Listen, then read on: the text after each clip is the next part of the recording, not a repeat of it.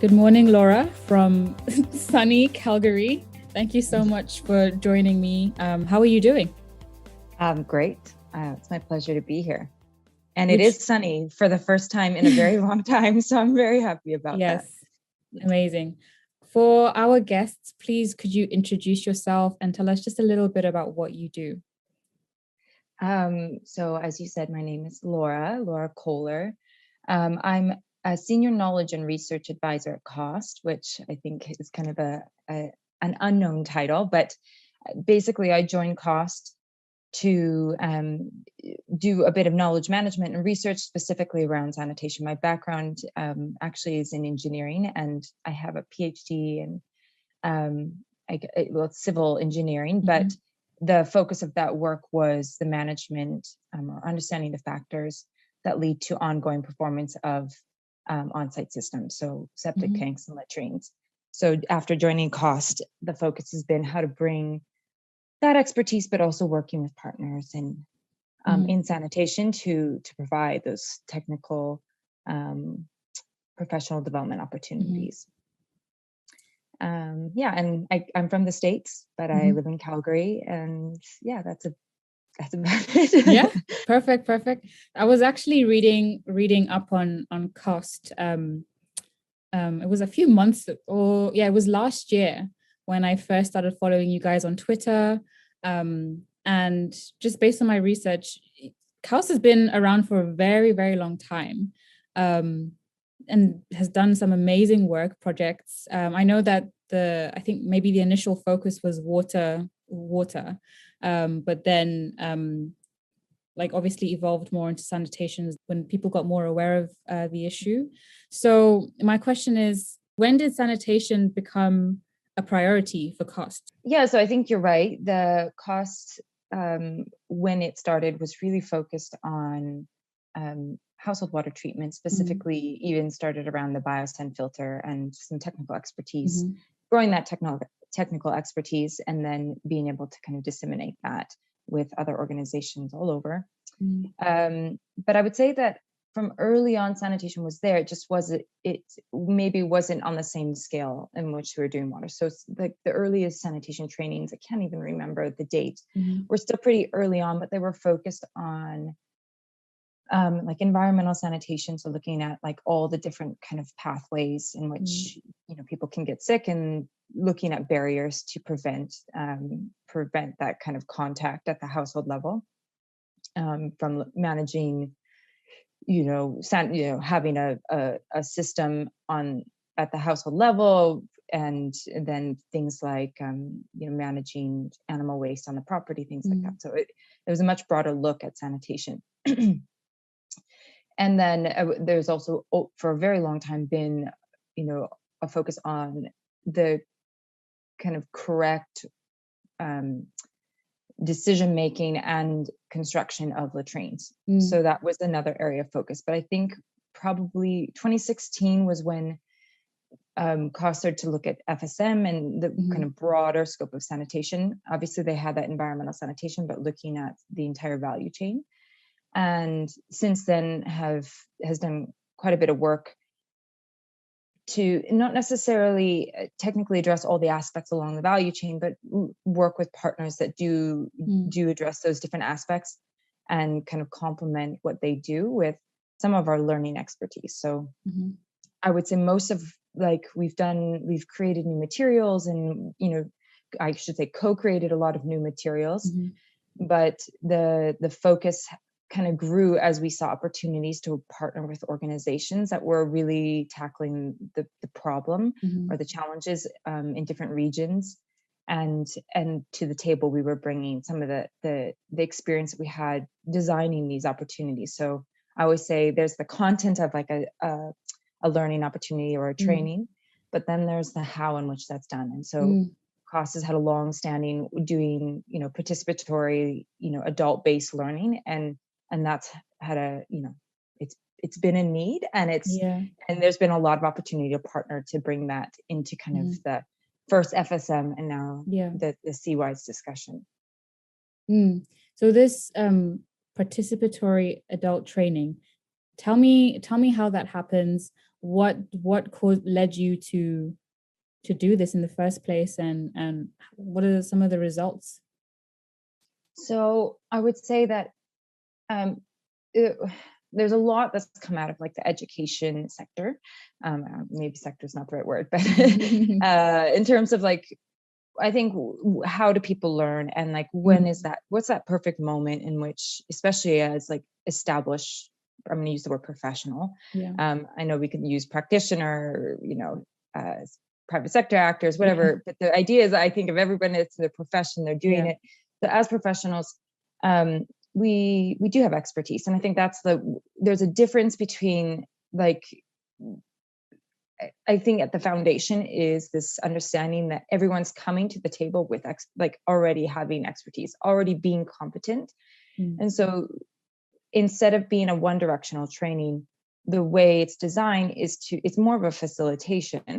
There is content being shared. It could be, some through like a lecture, but the idea is to really solicit that expertise from the learners themselves, and then obviously build it. So I think that's kind of the idea behind adult-based learning, and obviously that participation, instead of just having people in a room and telling them the information they need to know, it's about a discussion. And in that learning process, you end up tackling some of the more contextualized challenges, and it allows the learner to really take what they need to go do their job. So it's not necessarily a one size fits all. And I think the other piece about, it's probably for all learners, but it's like particular to adult learners, is that we learn, like, I think about like the moments when I've learned, when I've really needed to have information,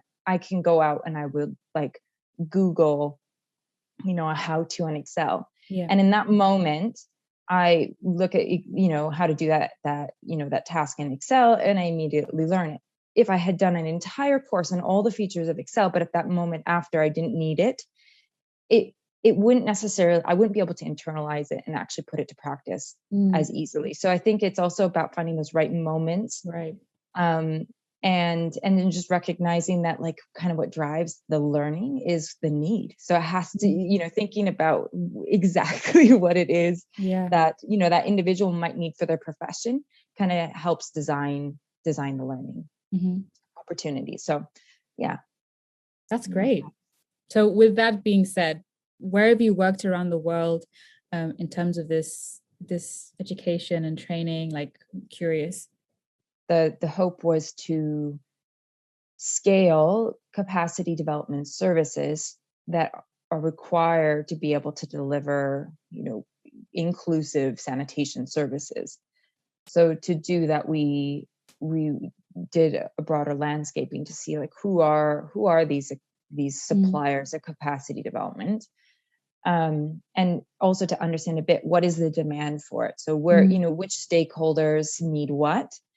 And essentially from that, we've kind of identified a couple newer partners. One is IT and Bullet out of Bangladesh, and then AFWA, based in Cote d'Ivoire, but is a Pan-African organization, and PASA, the Pan-African Sanitation Actors Network, that is also a Pan-African, association of sanitation actors, including emptiers. So since then, we've been doing that type of work.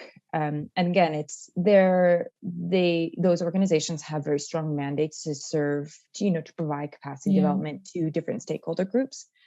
And our role is to really kind of take our expertise and complement what they're doing for that common outcome. So that's what we're doing now. And then outside of that, there's been a lot of, CAWST has done a lot of like work at a kind of a smaller scale or a shorter term, providing technical, advisory around selection and construction of latrines. More recently, there's been a lot of work being done in Liberia to, with latrine design. One of the growing, well, it's not a growing challenge. I think it's just that some of us have become more aware of it recently, is the idea of collapsing latrines. So like unstable soils, and how the construction of a latrine, if not done well, or if not the appropriate design selected, then things like emptying aren't even possible, because the stability of that latrine is, when they go to empty, the sand, kind of gets as they pull out the sludge, this, sand gets pulled, and then it creates this instability and it can collapse. And of course, other things like flooding can do that too. So there's been a lot of, kind of one-off opportunities to kind of work around that in the regions where that's an issue. I can't speak to everything, but I would say like those are the highlights. There's we still, I would say, have a larger portion of the work focused on water, but even as I speak now, sometimes I forget how much, like, we're a relatively small organization. I feel like we have touch points in a lot of areas, and even I feel like sometimes don't realize because of my blinders up on the work that I'm doing. So anyways, yeah. I think it's amazing just hearing about your approach, especially in terms of collaboration and how you do that. I think just hearing you speak about being cognizant of what people need and having them sort of guide the discussions and, hey, this is what I need, and then you responding in like, okay, so this is what we can do for you. I think that's really great. I think a lot of some development organizations can sometimes come with like this top-down approach, and this is what we do, this is some money, this is what you should use it for. There's always sort of conditions attached to some of the work that some organizations do. Yeah. And so just hearing your approach is very refreshing. And yeah, I love that. It seems to be like embedded in your values. So that's really great to hear. Is would you say that's true? You guys, do you talk about it a lot internally as well? Yeah, so I would say that is true. And I think one of the things that we talk about is, the cost associated with that, of course. Like, it's much easier when you have something that's very easily measurable to say, like, this is what we've invested and here's the outcome. I think one of the things that I've learned about cost over the years, it's been quite unique, is the amount of time that you can dedicate and just accepting and working at a pace that is suitable for the partner or client. And we use two different terms, clients or partners. So the idea is that it's never a one-off thing. So it's never like, this is the task that we're doing and now it's done, let's check it off. And actually right now, CAWST is really investing a lot, especially for some of the water focused work that we're doing on what they're calling the client journey. But essentially what it means is like that it's not about having a one-off kind of touch point and being done. It's about where do they come in, and like how do we support them along their journey. I feel sometimes silly saying it, but the idea is that again, like, you need things at different points in the work that we're doing. And I think the value that we have had is that we're available to support along that entire like timeline. Yeah. And it's not just like about doing a one thing and calling it good. So I think it's there, and I think it is a challenge. And I think obviously we face those challenges when it comes to trying to find funding, of course, but we've been really lucky to have some of that more flexible funding to be able to take on that approach. So, yeah, amazing. That's really amazing. Now I'd like to ask about your fantastic podcast, which basically it takes academic papers and distills it into more digestible information. So as you said before, sometimes there's all the information, but then there's the how and what afterwards. Okay, so how are we going to implement this? So that's what CAWST podcast deals with. Tell me about the journey, your podcasting journey, how it's going and what's coming. So the podcasting journey started, I think it started earlier than last year, but really making it a reality came last year. But I've been, over the last years, I've heard it more than once, like there's got to be a better way, or at least a complementary way, to be disseminating information or knowledge. And a lot of what we have as tools right now are these written reports, written publications that they're brilliant, but the number of people, most people have busy days, and I think sometimes finding the information, even knowing, which publication it's in, is a challenge. And it isn't always, I'm very admittedly like not a very good reader. I've done a PhD, and I can tell you I've had to do it, but it's not my go-to in terms of learning. So I think there's part of it was also creating something that would have served me as a learner, to get through all the number of publications that I, want to get through, but I have to, it can be painful. Anyway, so the conversations have happened over the years, and sometimes it feels like, okay, there's got to be this, like, there's got to be another way to do it. And I don't know. I don't know how podcast came to my mind. I just felt like that was it was the obvious like option, but I knew nothing about podcasting. And I think, last year at some point I was like, okay, I'm just going to dive in and see what this, what this looks like, what this would look like. So did some kind of like self tutorials again, learning at the point when it was needed,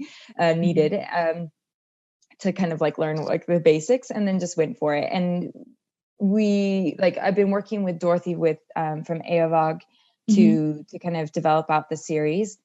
And we agree, like we hear it all the time, and like just trying something new and seeing how it was received was kind of, it wasn't something that was like really arduous. We just went for it. But we only had three episodes last year, and I think probably from doing your own podcast that it takes a lot of time. So this year at first we're very ambitious, thinking we would get maybe 9 episodes, but now it looks like it will be 6. So but the whole idea is finding really kind of relevant research that's coming out, or publications that are coming out, and being very trying to identify like, who is this for, like who should be reading this paper, and like what's the summary. Because again, like I think sometimes we think of everyone having the same need, but some of the information that's coming out has a very specific use for a specific audience. So I think trying to structure it that way to identify who could be putting this to practice, and then just breaking it down in like simple language to help with that, and of course just having fun doing it as well. So question, you mentioned, okay, so not everybody, with all the research that's coming out, it's not for everybody. So people will have particular interests, So just to bring in pit empty, or sanitation workers rather, into the mix.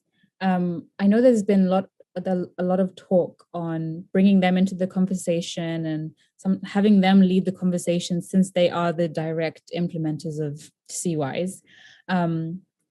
But also more involvement in like conferences and discussions and webinars and all of these great things. I know you actually, CAWST actually led a fantastic pit emptying series. It was last year.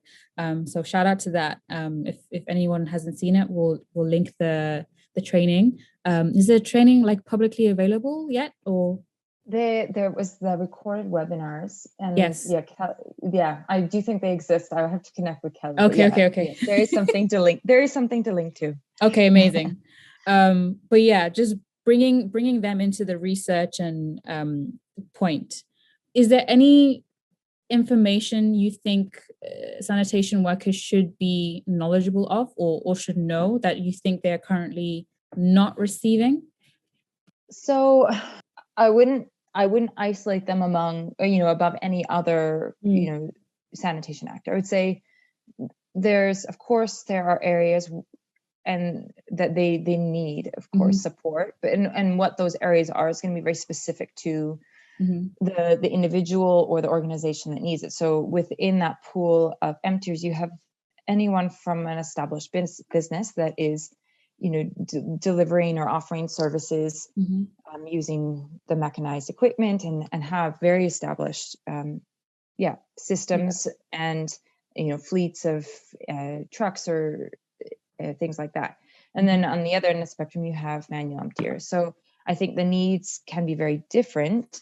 I think one of the things that specifically that webinar focused on was, instead of standing back and looking and kind of observing and saying, these are the needs they have, we asked the webinar. So Kelly, who, you know, worked with Dennis from Sanitation, they put together that webinar series to really solicit that information specifically for manual emptiers, which is not an easy task to be able to identify them, bring them into the conversation, and then of course have them in an online forum. It's a very it's something we don't think about, but I would say, of course, there's a lot of needs, but the reality is, like, what are the needs from their perspective is something that the whole focus of that series was about.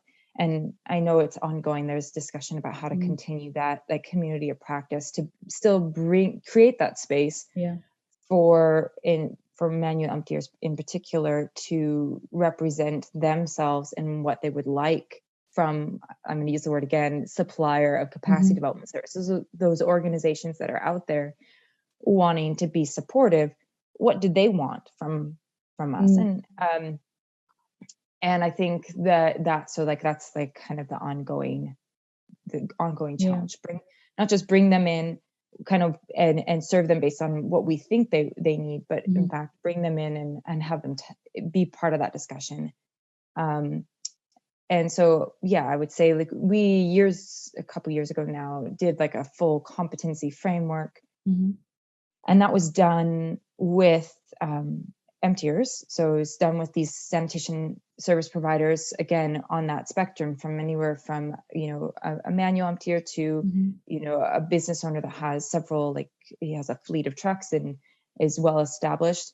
The idea was to kind of catalog, one, to find what is an emptying service. Like, when we're looking at it, it's not just in isolation, it connects to other parts of the value chain. It connects to the household, and it connects often to the, you know, municipality or utility that is, you know, in charge of or is operating maybe the treatment facility. So the idea was, like, what does that service look like? And looking at it from those perspectives, like from the household perspective, what is the good service? Like, what would a quality service look like? From the business owner's perspective, like, what does that mean for them and their success? And then also looking at, like, the city level, like, what is, you know, when it's fit into, like, the larger picture, like, what does that look like from the, you know, municipal or utility perspective? And then they outlined all the knowledge, skills, and attitudes that it requires to do that job. And so I think that's, again, like, what are the top ones that you would have to ask on a case by case basis, but there's a catalog of all the knowledge, skills, and attitudes required, you know, identified by 60 plus emptiers from all over Africa, to kind of guide any sort of, like, support that could be given to them. Yeah, that's fantastic. So they not only are they directly implementing CWIS, but they are generating knowledge for us to use as well. It just goes to show how valuable sanitation workers are, and how we just need to be doing more for them and with them, especially. So that's amazing to hear. So to add on that, we know that climate change is a huge deal, to put it lightly. And I feel like within more WASH organizations, climate change and FSM or CWIS, they are slowly merging together, you know, to form a way forward where both can coexist, because both issues are really important. So I don't I don't know this for sure, but I feel like in some areas, maybe climate change is more of a buzzword, and climate change is more, and in some other places it's more removed, like climate change doesn't really affect us, like we have other things to be worrying about, especially in places where you know, there's the low income, for example, like climate change is probably not at the top of the list. So also, I just want to get your opinion on that, and what you think is happening and what's the way forward. Yeah, it's a great question. I would say that climate change is affecting everybody everywhere. Maybe it's just about recognizing it. And of course, I think with the number of challenges, or, you know, in terms of like the complexity of the services, it's easier to kind of focus in on one thing and kind of put blinders up to like focus on that, because there's so much to do. You want to be able to get something done. And then when you add in like the complexity of climate change, of course, it just kind of opens that Pandora's box again. It's like you kind of focus and hone in, and then all of a sudden you add in climate, and then it can make it far more complex than it was. So I don't really, I think one of the realities is that it is, whether it's like water scarcity or flooding, it is going to affect sanitation wherever you are in the world. And what's interesting is that I had seen this in 2013, actually, when I was still working in the US with on-site systems in the US. But we had a flood, and one of the things we don't think of, this was in Colorado, in the US. But one of the things that we don't realize is that we often talk about like the resilience of these systems, and they can be like, instead of like a network system where a failure can put the whole system offline, with, you know, these decentralized options, a couple households lose their system and the rest will continue to function. But we don't think about how you know, a major event can actually put offline quite a few systems. And one of the things we don't think about often is where the demand to bring it, like the resilience piece, where does the demand fall? And when it's decentralized, often it falls on the homeowner.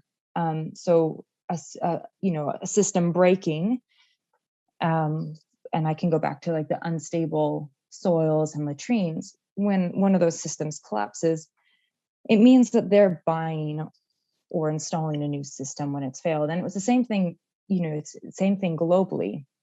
So when you start to think about it, it may look resilient, but we haven't really thought through the implications for homeowners, and maybe, you know, in terms of communication of those risks to homeowners, you know, when they're thinking long term, like we don't want sanitation for the moment, we want it, you know, over the long term. So that needs to be something that's being discussed, because we can't promise that type of, you know, event won't happen. And the only way to recover from an event like that is to have planned for it and have thought about, like, okay, when a system fails, you know, how does that kind of replacement or rebuild look, and who pays? And I think what was interesting, again, working in the county where I was working, was that it was, the flood was in 2013. In 2016, when I was leaving Colorado, a large percent, I wish I had the number, a large percent of those systems had not recovered. So, and like, again, we like, what does that mean? Like when they fail, they can fail in a number of ways. If you empty a latrine or a septic tank right before a flood, which often is the practice to avoid, you know, cholera outbreaks. So the cholera outbreaks, they empty them to remove, you know, the pathogens and make sure that it doesn't end up in the streets. But you have an empty tank, and then you have groundwater levels that can rise, and then the tank actually floats. So you can get cracks there. The failures can be invisible. So yes, I think the reality is you can't decouple them, but it is challenging to, like, it becomes just far more, it's far more complex. Like and I would say, like, at this moment, it's more about like having those discussions, and even like, it's not like I have a solution by any means. Mm-hmm. And I don't think any organization does, but I do think I think more than anything, we've hit a point where we realize you can't not talk about it and like start adding it into the conversation, because that's the reality. Yeah. No, especially in some of these sanitation tools that are being used. So if like a city planner wants to use a sanitation tool or an FSM tool, like what you said about factoring in their like particular climate and planning for the future, I think that's a huge thing. So we definitely need to take that into account. I just don't, like you said, I don't know what the best way or to do that is, but the fact that we're aware of it, it's good. It's a start, to say the least. We need to do a lot more, but yes, it's good. At least we're talking about it now. Yeah. Laura, just to wrap up the conversation, is there anything that is on your mind that you want to share with the sector, the listeners, anyone that's been pressing on you recently that you just want to share, or we can end it here? It's no biggie. No, what's interesting, Amazing. And I don't know, I don't think this is rocket science. I think it's well known, but I do think one of the things that in the work that I've done over the last years, especially related to capacity building, and I mentioned this a bit earlier, was the how of capacity building, I think is something that gets often overlooked. And I would say that we innovate all the time in this sector. There's business models, there's technologies. We're thinking through different ways of providing these services.